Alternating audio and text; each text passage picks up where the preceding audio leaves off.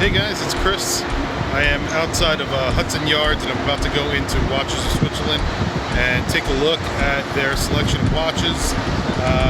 Shopping for my 40th birthday, so I'm trying to find a Rolex.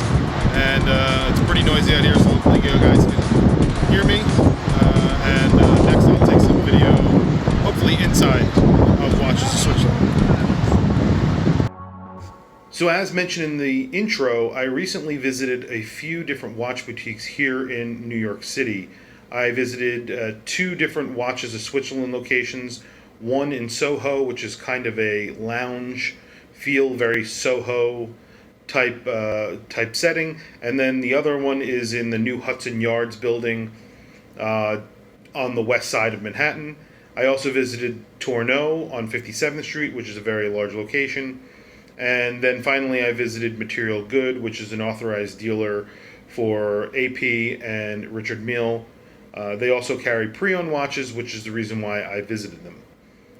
So I have to say this was another very disappointing visit. There were no sports Rolexes to try on, no new sports Rolexes to try on at any of the locations, which I kind of expected. However, all that was left were two-tone models and date justs. Other than that, there were some vintage models, and I'll go into that. So, as you can see from the videos that I took, or I was able to take in the boutiques, and mostly this was all taken in one Watches of Switzerland, the one at Hudson Yards, there were a lot of people at these boutiques, and most of them were tourists. And you can see from the cases, there are very few watches. Some of the cases were actually completely empty.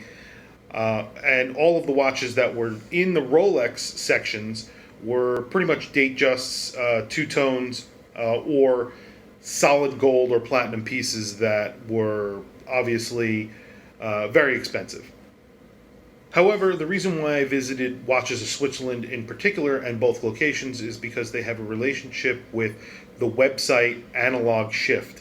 Analog Shift is a vintage reseller, and they have very good stock with some pretty incredible watches on their website. And I just wanted to see exactly what these two locations would be carrying, and unfortunately, what they had was a very limited selection of watches, an extremely limited selection of Rolex sports models, only just a handful between both locations. And at that, they were very, very overpriced. I wanted to try on a 11660 Sea Dweller, which is the ceramic Sea Dweller, the 44 millimeter, and the price that they were asking was basically $3,000 over what the watch is actually selling for on the internet. If you go on watch resellers on the internet from online retailers.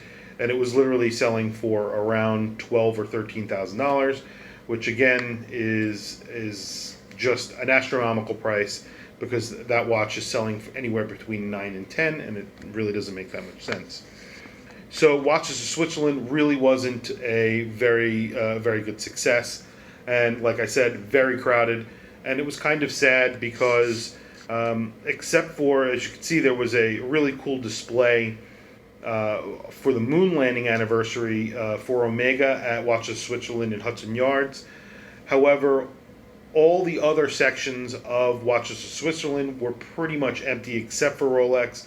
There were hordes of people hovering over every case in the Rolex dealer, in the Rolex area, and really nobody else in the rest of the boutique. People were looking at a couple of watches, but nothing really, nothing to speak of. I didn't really see that many people outside of Rolex.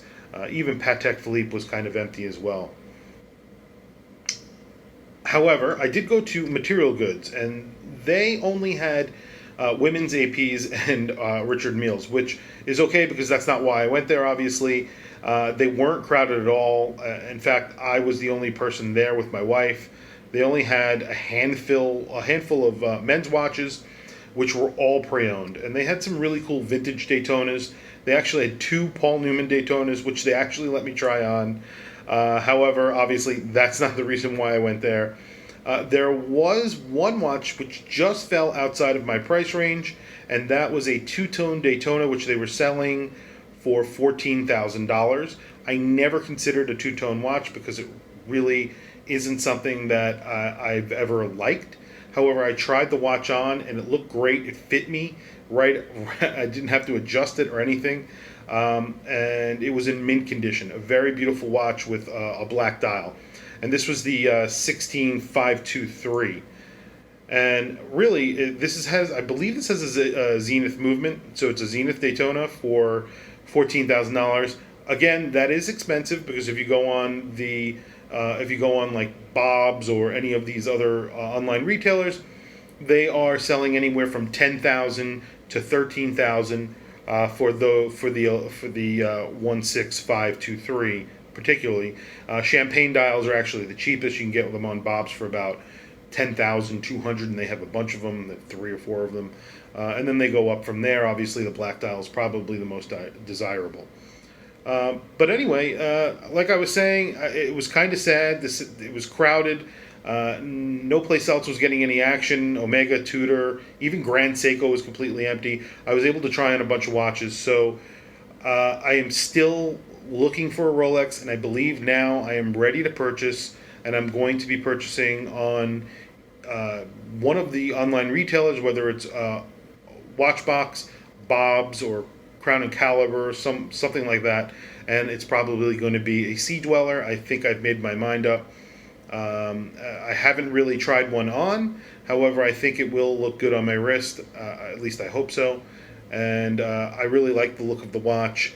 So I'm going to go from here, and I will update you guys once I have made the decision and I've gone through the purchase process, and I'll take you guys through that process as well.